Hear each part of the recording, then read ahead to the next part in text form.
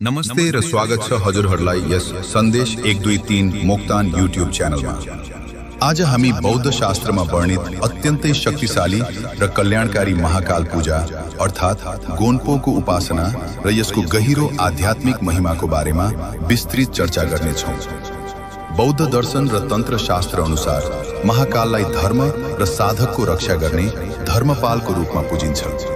उहाँ विशेष गरी अवलोकितेश्वर बुद्धको क्रोधित स्वरूप हुनुहुन्छ, जसले भक्तको मार्गमा आउने बाहिरी शत्रु, भित्री अज्ञानता र गुप्त बाधाहरूलाई नाश गर्नुहुन्छ। यो पूजा केवल एउटा अनुष्ठान मात्र नभएर नकारात्मक ऊर्जालाई सकारात्मकतामा बदल्ने एउटा ऊर्जावान प्रक्रिया हो। महाकाल पूजा गर्नाले घर परिवारमा आइपर्ने आकस्मिक दुर्घटना, रोग व्याधि र शत्रुको भयबाट मुक्ति मिल्ने कुरा शास्त्रहरूमा उल्लेख गरिएको छ।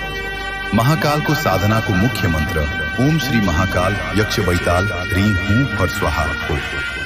यो मन्त्रको गहिरो जप र पूजाको प्रभावले साधकको वरपर एउटा अभेद्य सुरक्षा कवच निर्माण हुन्छ, जसले गर्दा कुनै पनि प्रकारका नकारात्मक शक्ति वा विघ्न बाधाहरूले स्पर्श गर्न सक्दैनन्।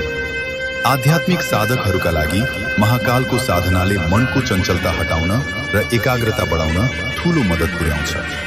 व्यापार व्यवसायमा घाटा भइरहेको वा काममा बारम्बार अवरोध आइरहेको समयमा यो पूजा गर्नाले सबै बाधाहरू हटेर प्रगतिको मार्ग खुल्दछ। यस पूजाले विशेष गरी व्यक्तिमा साहस र आत्मविश्वास पैदा गर्छ, जसले गर्दा कठिन भन्दा कठिन परिस्थितिसँग लड्ने आन्तरिक शक्ति मिल्दछ।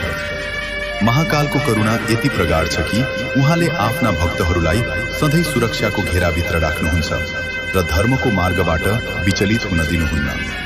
यो पूजाको प्रभावले केवल लौकिक सुख मात्र होइन, बरु साधकको चित्त शुद्धिकरण भई निर्वाणको मार्ग समेत प्रशस्त हुन्छ। शास्त्र अनुसार महाकालको स्तुति र मन्त्र जप गर्नाले जन्म जन्मान्तरका पापहरू क्षय हुने र पुण्यको सञ्चय हुने विश्वास गरिन्छ। आजको यस भिडियोमा हामीले महाकाल पूजाको अपार शक्ति र यसको महत्त्वको बारेमा बुझ्यौँ। महाकालको आशीर्वादले तपाईको जीवनका सबै बाधाहरू हटुन् र सुख शान्ति छाओस् भन्ने कामना गर्दछु। तपाईलाई आजको यो जानकारीमूलक भिडियो कस्तो लाग्यो? कमेन्टमा आफ्नो विचार लेख्न नबिर्सिनुहोला। भिडियोलाई लाइक र शेयर गरेर धेरैभन्दा धेरै मानिसहरूसम्म पुर्याउन मद्दत गर्नुहोला। यदि तपाईँ हाम्रो च्यानलमा नयाँ हुनुहुन्छ भने च्यानललाई सब्स्क्राइब गर्न पनि नबिर्सिनुहोला।